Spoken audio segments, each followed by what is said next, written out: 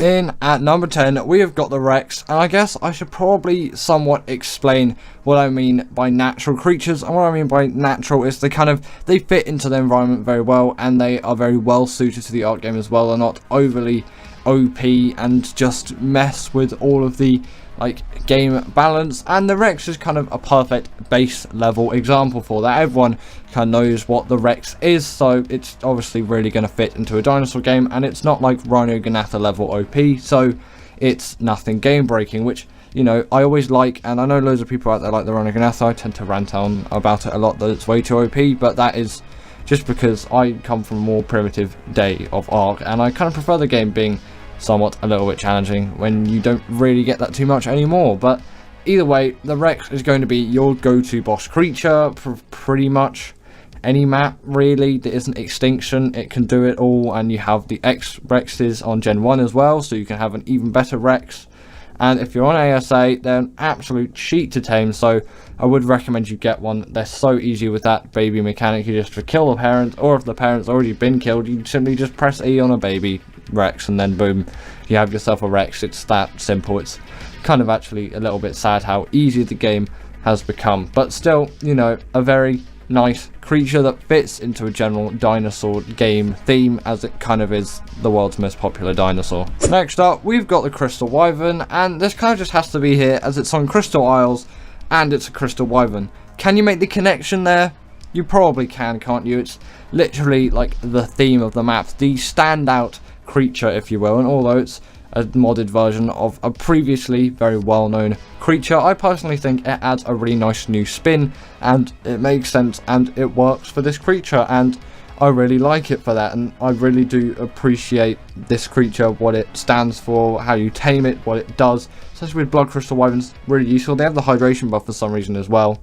Don't really know why. The water one, I'm pretty sure the Blood Crystal Wyvern doesn't, but you know, they're a fly, they can't even go into water, but you know, it's the thought that counts, right? You can always dip your wings in there to get that hydration buff, or just dip your toes in if you're on the ground. And there's so many things that you can do with Crystal Wyverns that you couldn't do with normal Wyverns, because they're so much more accessible to the general Ark players due to that much easier taming method.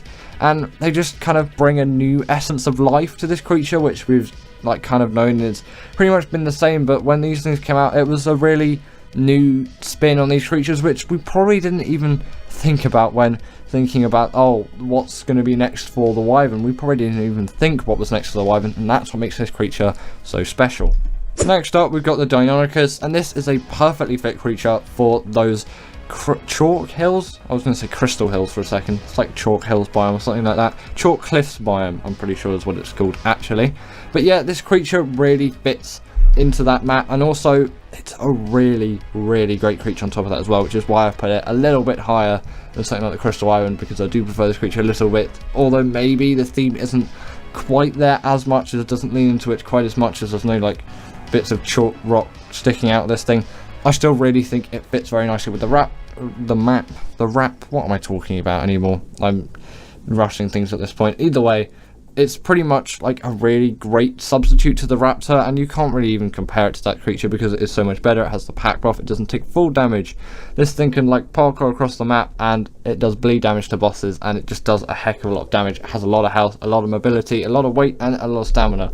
So maybe not the most amount of weights that you would carry loads of metal around with, but enough that you can very easily get by. It's not like a Pteranodon's weight, which is kind of outrageously low, but it kind of is deliberately so, because that would be a little bit too OP, and then the RG just wouldn't be a warranty creature. So that's how the game balances itself, and we seem to be lacking that again in New Ark. But this creature is still very balanced. It doesn't break the boundaries in really OP creatures. It does make a few bosses a little bit of a cheese, but I don't feel like it's too easy. In at number 7, we've got the Astrocetus, and this creature just fits so well with its space biome, I kind of have to put it here. And it was such a new, inventive, creative thing. I guess I'll put the Astrodelphis here as well, because they are pretty similar, but the Astrocetus just came first, and it's a really big space whale. It just seems a lot cooler to me.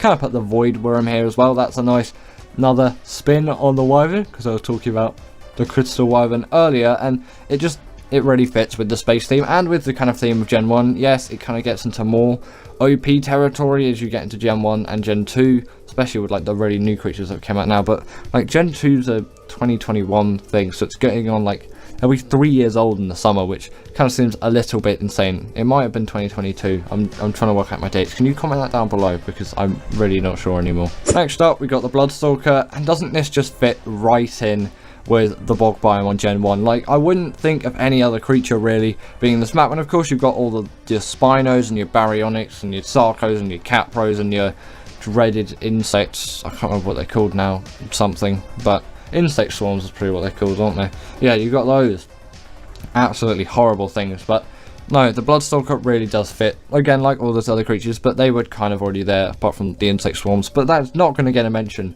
really on this list for being a really good natural tame, because they are some of the most annoying things just in Ark. It's one of the reasons why I hate the bog biome, and you should probably just go live in the ocean biome instead. Even though it says hard, you can go on the island and it's easy living. With the Bloodstalker, you kind of turn into bog Spider-Man, I guess. Really terrible joke. Was that joke good? Was it bad? Comment that down below as well. Also, this thing is just such a great underwater tame. For me, it's my favourite underwater creature. Makes sense. Spawns in the bog biome. There's a lot of bog in the bog biome, which means there's some water in the bog biome. So it means it must be a good swimmer, right? And it is. And it's really good at just generally travelling around as well, which really does help this creature out. I love the Bloodstalker. In at number 5, we have got the Rock Drake, and doesn't this really just sit home in operation? And I would kind of say Crystal Isles as well. Kind of sad that they removed it when it got an official release, but I guess it might have been a little bit on the OP side to have Rock Drakes on some other maps as well. It means more people can get their hands on them, but I kind of did prefer it that way as well. But you know, they really do fit to their original map, Arboration, and they're pretty much like the only real good method of travel on that map. Just no questions asked whatsoever. They are the creature you want, and there's no real replacement to them on Arboration, which really does solidify their place in being completely built into that map very well. And obviously they've got a really cool model design. Their abilities are cool and inventive. Pretty sure it was the first like Ark glider that you would ride on. I know the Archaeopteryx came before, but that doesn't really count because yeah, it just doesn't count, so I'm gonna stop talking about that.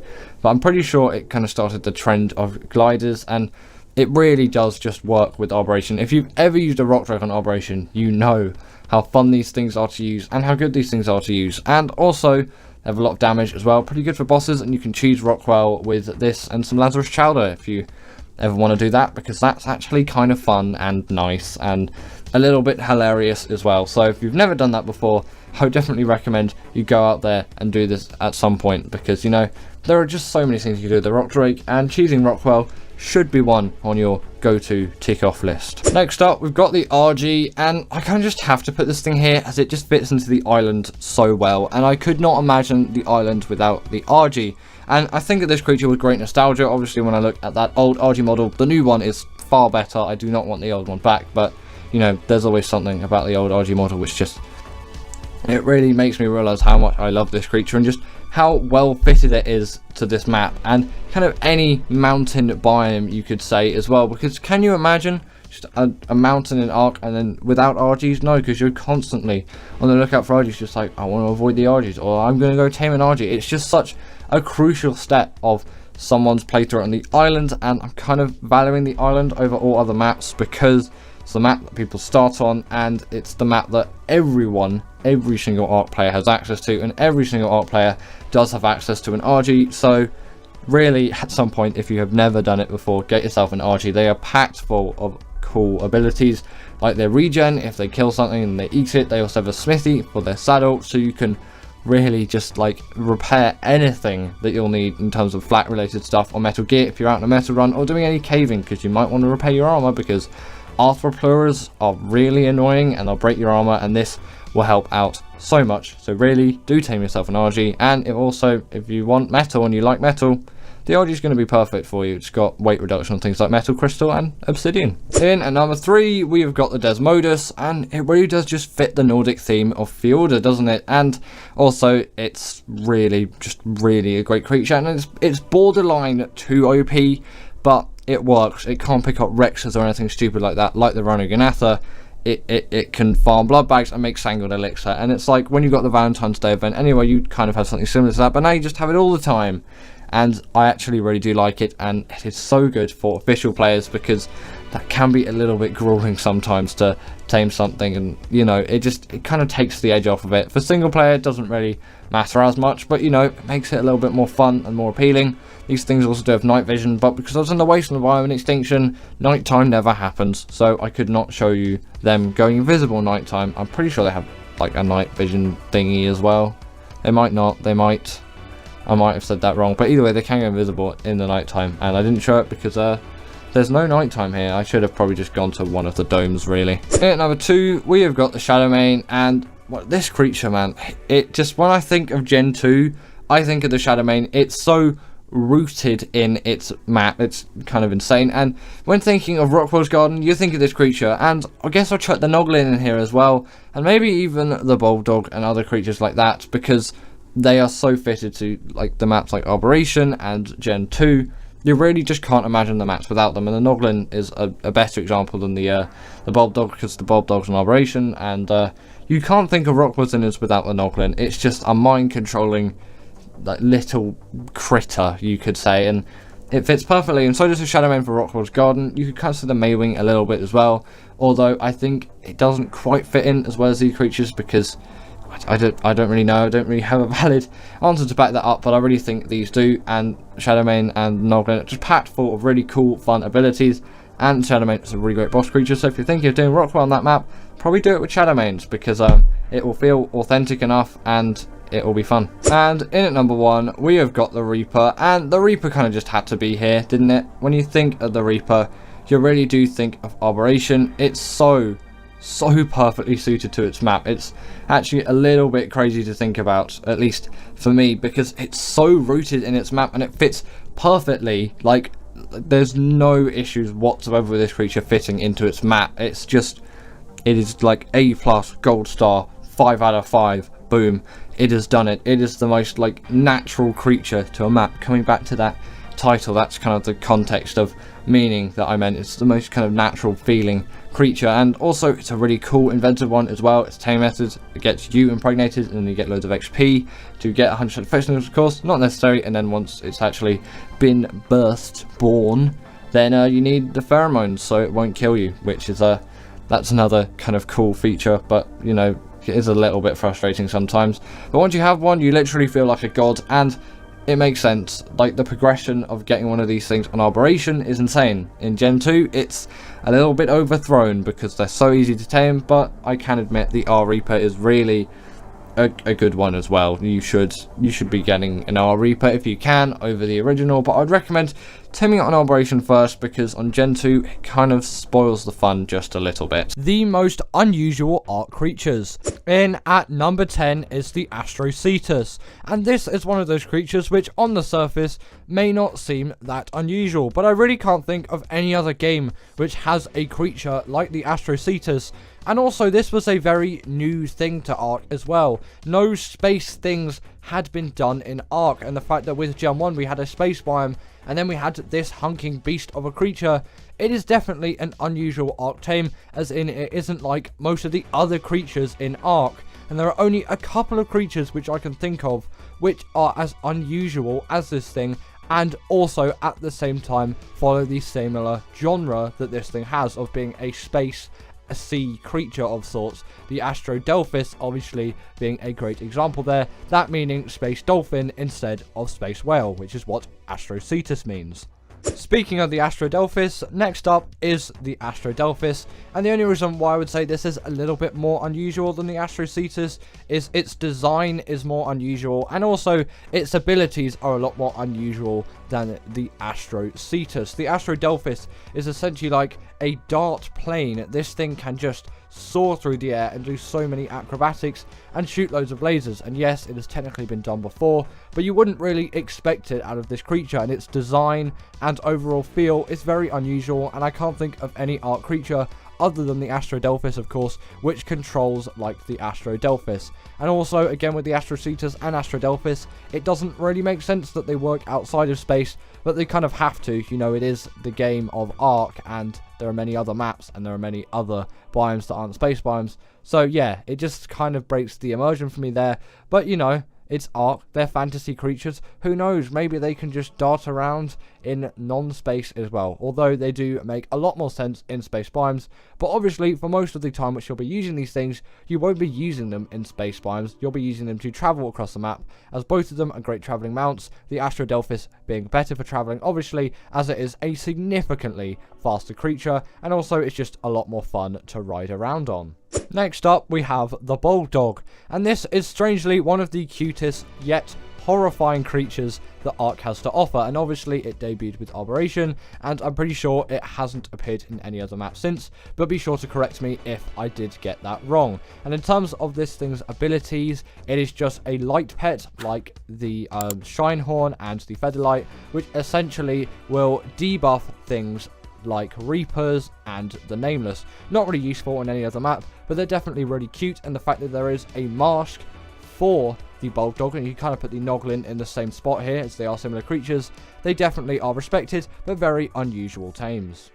Now, I don't know what it is, but the Managama always seems really weird to me, and the Managama just seems like a creature which doesn't seem like any other Ark creature which I can think of in any way, shape or form. This is essentially like a Ferox type thing with ice fists that can jump into the air and has some sort of elemental power, and that also has ice breath and can freeze creatures. This is definitely an oddity and an unusual tame which hasn't been revisited since. There is no other Ark creature to this day which is like the Managama, and also the spelling for it is pretty unusual as well, but once you learn how to spell it once, you kind of don't forget it, as its name is that unusual. And it definitely is an extremely useful creature. Obviously, as you can see, it can travel across the map with insane speeds, and it deals a pretty reasonable amount of damage as well, which you can't get out of every great travelling mount. But the Managama definitely is great for that, and like I said as well, it is great at freezing creatures, and in a moment you will see what it is like when it does freeze creatures.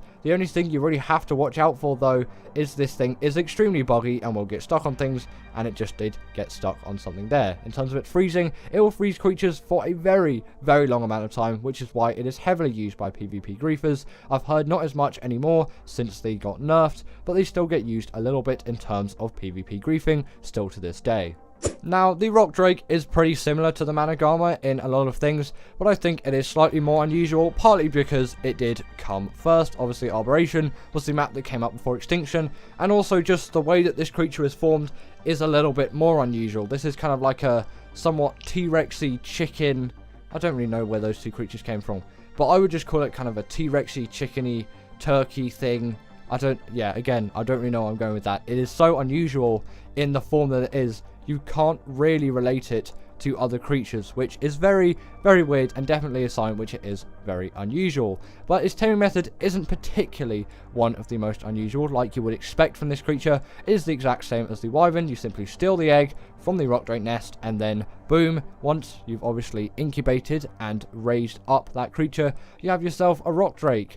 And also they do come in a lot of colours as well, this pink being an example, which is actually quite weird for a lot of Ark creatures, as most creatures do follow a similar colour pattern, whereas the Rock Drake has a wealth of colours, and I actually kind of really like the tealy blue more than the colour which I've got here. I like a tealy blue, like a bluey green is what I kind of like on a Wyvern, not a Wyvern, this is a Rock Drake. Why am I talking about Wyverns? In terms of Rock Drake colour, that is my preference. What is your Rock Drake colour? Comment in the comments down below. Don't know why I said comment too many times in a sentence, but comment in the comments down below. What is your favourite Rock Drake colour? As I'd really like to know. Mine is definitely that kind of like bluey, greeny thing, but you know, some of you may be digging this pink and purple which we got here. No, it's not pink and purple, pink and blue. I may be slightly colourblind. In at number 5 is the Gas Bags, and this is just a creature which is such an oddity, and also I'm seriously questioning Wildcard here. How did they come up with the idea for this? Or did we come up with the idea for this? Honestly, I don't know. But somehow, this thing was created. And it's been in the game since Extinction. And I don't really get how it came around. Or how the idea came for it. It's literally a farting gas animal which flies on its own gas. It's a very, very weird premise. But actually a very cool creature. Which doesn't require a saddle. The saddle's only there if you have friends. Unlike me. Because I don't really have friends I play Ark with.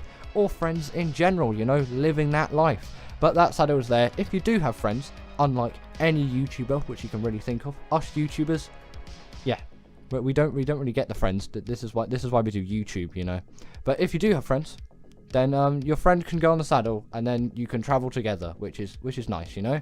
The Diplodocus has a significantly higher passenger count, but that's not on the list because that isn't a very interesting or unusual creature. Anyway, I should stop talking about the Diplodocus. What's actually good about the gas bags? Well, on extinction, this is actually one of the best creatures out there for gathering metal. Obviously, still the RG, and the gas bags is significantly harder to control than the RG, but it is a lot cuter, and it's just, I like using the creatures which came on that map, and I'll always try to use the gas bags as long as I can control it at the time to do some metal runs. And once you learn it, it is a really great creature for doing those metal runs, if you don't just get stuck in a trench with loads of wyverns and get killed a couple of times. That happened because I forgot to enable creative mode stupidly for this b-roll, but you know, editing, it looks like I did nothing wrong and I escaped perfectly, but there was multiple attempts in this, and then I flew too high and I got up caught into the world border. I am definitely not a great pilot of the gas bags. Also, if you find yourself like this, make sure to dismount just before you hit the ground, it will save you. Now, the Rhinogonatha, I think, came from us. It was from some kind of creature voting thing anyway, and we did vote for this creature to be in the game, and it is one of the more unusual ones. There isn't any other Ark creature which is really like this thing. And also, I know loads of people are saying Rhinogonathas are rare, and I get that they're rare. On ASA at the moment, I've seen about 5 Rhinogonathas in the swamp biome. Is there an overspawn of Rhinogonathas on ASA? Wildcard, can you tell me please, if you're watching this video, because I've had way too many encounters with this thing. I've seen 1 Giga, and I've seen 5 Rhinogonathas, and these things are generally a lot rarer than a Giga, as they only spawn in one specific biome, whereas Gigas can spawn on several places around the map. In terms of the Rhinogonatha's uses though, this thing is essentially just an upgraded Quetz, which is a lot faster and deals more damage. As unlike a Quetz, it will deal more damage. It is significantly harder to tame and uses the taming method, which the Reaper has, which I'll talk about because the Reaper is ahead on this list. Oh my god, spoilers. But either way, the Reaper is ahead on this list, so I'll talk about his taming method similarly there. But you can always check out my Rhinogonatha taming guide if you want to know fully, in detail, how to tame this thing. And you'll see brief b-roll of me actually taming it, because this is from the guide video. I was just a little bit lazy at the time, and I was just like, I'll take my guide video, and then I'll just chuck that into b-roll, which is obviously why you're seeing me tame it here, and you're not seeing me tame every other Ark creature in all of the other b-rolls. But it is a very long and arduous taming process, which is extremely difficult and requires 2 Rhinogonathas, not 1. You're going to need 2 of those things, and you're going to need a pheromone, you're going to need to kill 1, and then yeah, there's so much. Just check out the tutorial. I really shouldn't talk about it more. The Rhinogonatha is just one of those creatures which is really unusual, and we voted for, and for some reason spawns way too much on ASA. Have no idea why, but it does. This is the Rhinogonatha. It's one of Ark's most unusual tames. The spoiler is here, with the Reaper being in at number 3, and the Reaper is a even more unusual tame than the Rhinogonatha, as obviously it came way before. The Rhinogonatha is the most recent creature which has been added to Ark, apart from the Phasalosuchus. Don't know if that is in ASA at the moment, but I'm going to count that as the most recent Ark creature. Is that thing coming to Scorched Earth or the island? Either way, it might not be here yet, so don't take my word on that one. Not quite sure. That may be a Scorched Earth creature. Actually, thinking about it, that is a Scorched Earth creature. The Rhinogonatha was the one for the island. Yes, the Rhinogonatha is the latest creature of Ark at the moment. And the Reaper has obviously been in Ark for ages. It came out in Operation. That was way back in 2017. And this thing was such an oddity at the time, but it really fits into that map, and its taming method is one of the most unusual in the game. Essentially what you do is you'll get a Reaper Queen to a really low amount of health. You can use a trap for this, it will make it so much easier, and you can use light pets as well. Not for the other bit of the taming method though, as that won't work with a light pet. You can't have a light pet when this thing impregnates you when you go up to it after you put its health down. At least I'm pretty sure you can't. Don't anyway, as it may somewhat fail, as the Reapers really do not like light pets. But after you have been impregnated by the Reaper, obviously after you've damaged it and the impregnation has occurred, you just get a ton of XP, and then boom, you have yourself a Reaper. In at number 2 is the Bloodstalker, and this is just essentially a spider with, I don't think 8 eyes, but it may have 8 eyes, or it may have 12. Honestly, comment down below how many eyes the Bloodstalker has, as right now, I don't know. I'm sure I could look up an image, but I know one of you out there knows the answer to this. But obviously, you can tell why the Bloodstalker is so unusual. No other Ark creature is really like this, and you could say the Aranio is another kind of spidery thing, but that is just kind of like a normal spider. The Bloodstalker is like a vampire, blood-sucking Spider-Man thing with an obscene amount of eyes. It may be 8, it may be 12, I'm not quite sure. Make sure to let me know. I want to know how many eyes the Bloodstalker has, as I'm really not sure, as I have not seen one up close and personal for a while. But also, this thing's taming method is very much an oddity. Like, no other Ark creature, apart from the Desmodus, obviously, off the top of my head, which I can think of, has the same taming method. You essentially get blood bags, which you will need to syringe out of your body, or you can obviously use the Desmodus to harvest them now, but originally you just had to use the blood syringe to get those, and then it will just eat those, and then you'll tame yourself a Bloodstalker, and you can feed it some creatures before to get 100% effectiveness. But honestly, I've never bothered with that, as I'm not going to do like insane things with this creature. Like, I'm not going to fight bosses with the Bloodstalker. I just want a good one, and obviously for missions you're not even going to need a Bloodstalker, but it is good to get one, obviously, so you can get to those missions, so you can get all of those hexagons. But before you get a Bloodstalker, you should definitely go to the Bogrish missions to practice. And finally, in at number 1 is the Velonosaur. And the reason why I have put this thing in at number 1 isn't because it has the weirdest taming method or anything along those lines. It is just, there has never been any kind of creature like the Velonosaur apart from the Velonosaur. I can think of no other Ark creature like this tame. And albeit, yes, it does have one of the simplest taming methods out of all of the creatures on the list. It is just a very simple knockout tame. No other Ark creature compares to this thing in terms of what it is. This thing, again, is just a moving turret, and there's no other creature which does this like the Velonosaur. And sadly, the damage of the turrets doesn't scale with melee, but obviously you can keep leveling up that stamina to shoot even more turrets out. And obviously I wouldn't recommend it in this close of a proximity, but it is definitely an extremely useful thing, which when you ride this thing you will use a lot. But it also just have your general just attack, hack and slash, and it also can shake spines off of it as well. And also, I think when you look at it head on when it's shooting turrets, it's a little bit creepy. That animation, just to me, is a little bit on the creepy side. So shout out to this month's patrons: Karina Thorne, Dominic, Macy, Drewski, sorry about the pronunciation there, Louis, Oren, Levi, McDaniel, Ellen Martinson, and Jim Fowley. I appreciate all of your support, and if you're not a Patreon, then go join now.